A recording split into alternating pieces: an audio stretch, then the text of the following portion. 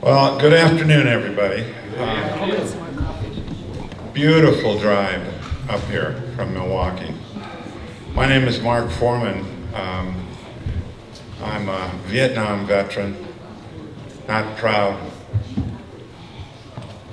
And I've been given the honor, the true honor, to introduce Bill Christofferson as being the Peacemaker of the Year.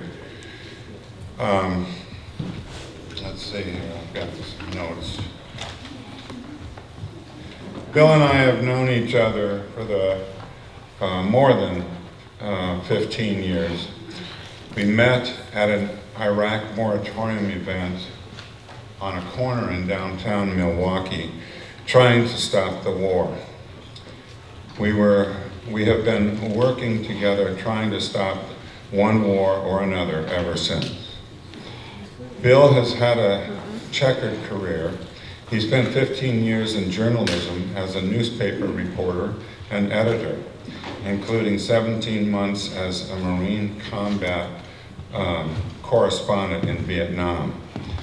A failed newspaper strike in Madison when he was the union president resulted in a career change. Since then, he has worked in state and local government as a full-time anti-nuclear activist, as director of Nukewatch, as a concert promoter. And for the last 20 years before he retired, he was a political consultant and strategist on campaigns for progressive candidates in Wisconsin. That included winning campaigns for U.S. Senator, Governor, State Supreme Court, and mayors of Milwaukee and Madison. He has served on Wisconsin Network for Peace and Justice's board and as co-chair for 1 year. As an activist grandpa of 2 middle school boys, I've worked with him personally on homeless veterans issues in Milwaukee. I'm very proud to announce Bill Christofferson.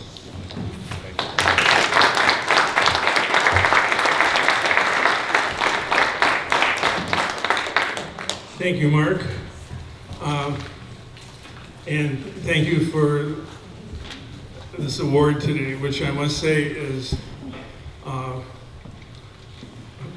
much deserved and long overdue. I did it all myself. I just wanted to see if anybody was listening. Seriously, this award is primarily for organizing I did this year for the visit of the Golden Rule to Milwaukee. And you may be familiar with that, but I'll take just a minute to say it was a magical kind of project. The Golden Rule was the first peace boat that in 1958 tried to sail and stop atmospheric testing from nuclear weapons in the Marshall Islands. The crew was arrested and put in jail and never got there, but they inspired a whole movement that 5 years later resulted in the test ban treaty being signed into law by President Kennedy. So the boat has a real history to it. For years it was in private hands. It fell into disrepair. It sank off of San Francisco and was rescued. When it was retrieved, it was in such bad condition that the boatyard owner was planning to burn it. And Veterans for Peace intervened and said, let us try to repair that boat. And Veterans for Peace and a whole large crew of volunteers spent 5 years putting that boat back together so it could sail. Since 2015, it has been touring the west coast of the United States. It's been in Hawaii for a couple of years, and this past year did what they call the Great Loop Tour. Went down the Mississippi River, through the Gulf, up the East Coast, and eventually into the Great Lakes. They were gone for 13 months, covered 11,000 miles, and we were lucky that near the end of the whole voyage, they spent 4 days in Milwaukee with us. And also in the course of that, we were able to get them to also do events in Sheboygan and Racine. Anyway, the whole project, I think, was kind of magical and a stroke of genius for whoever at Veterans for Peace thought that up, because it's really a way, partly because of the history and people's interest in sailing and the boat, to start a conversation and then talk to them about nuclear weapons proliferation and the threat that poses. And the sailboat opened the door to that. We saw that in Milwaukee. It was a big success there. We had them for 4 days. We had huge amounts of media coverage, which we never get. We had a constant stream of visitors to come and tour the boat and talk to the crew and talk about the issues, which is really what it was all about. So, you know, when we did a thank you email after the 4 days, it went to almost 100 people. We had a coalition of 15 organizations. It wasn't just Veterans for Peace who put this together in Milwaukee. All sorts of sponsors. It really re-energized some Vets for Peace chapters around the country, and even the Milwaukee one, we ended up with people there from 4 different chapters, including Minneapolis and Iowa City and Sheboygan and Madison and others. So I want to accept this award today on behalf of all these people who really made this possible.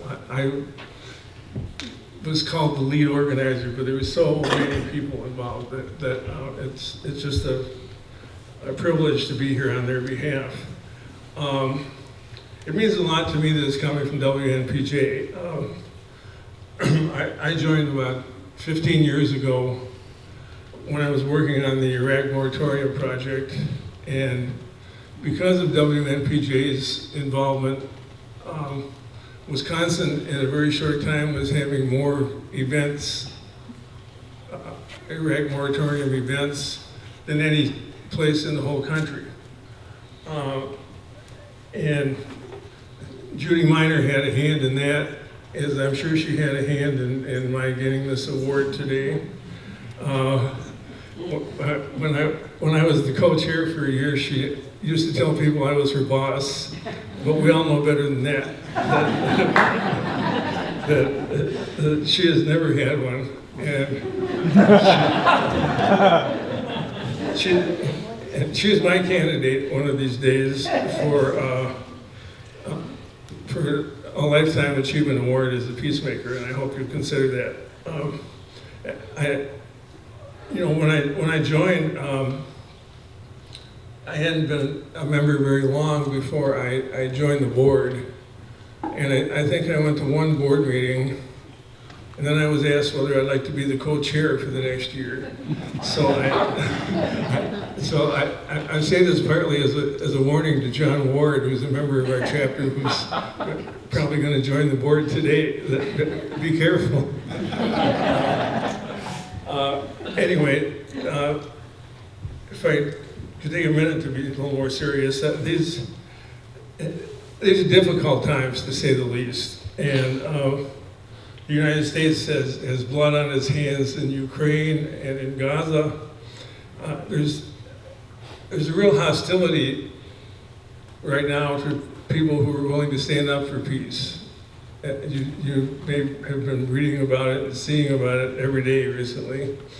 It's never been easy to stand up and sort of oppose the tide when the push for war is on.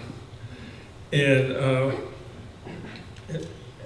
it reminded me of, and I went back and read a little history of WNPJ, that it was founded in 1991 when the Gulf War was beginning, and it has a long history of consistently and courageously standing up for the right thing. And I'm proud to be affiliated with it. I want to take just a minute here to read you what Frank Boyle, who used to be a member of the Assembly from Superior, impetus for the first meeting in 1991 and one of the founders. What he had to say that day at the meeting, and the meeting, by the way, it's hard to imagine, it was in the state capitol. 350 people came from all over the state to start this network.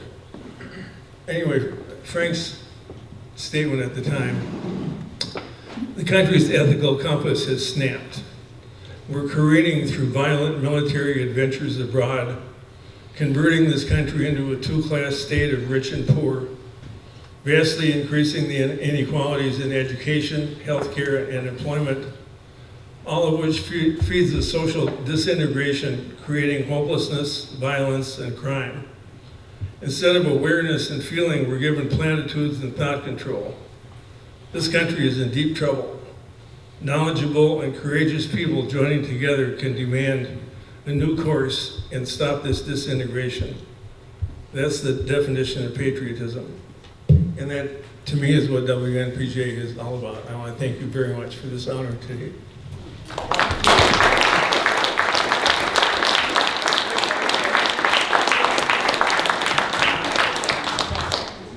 And Wisconsin Network for Peace and Justice is to remind you that sometimes you do get acknowledged.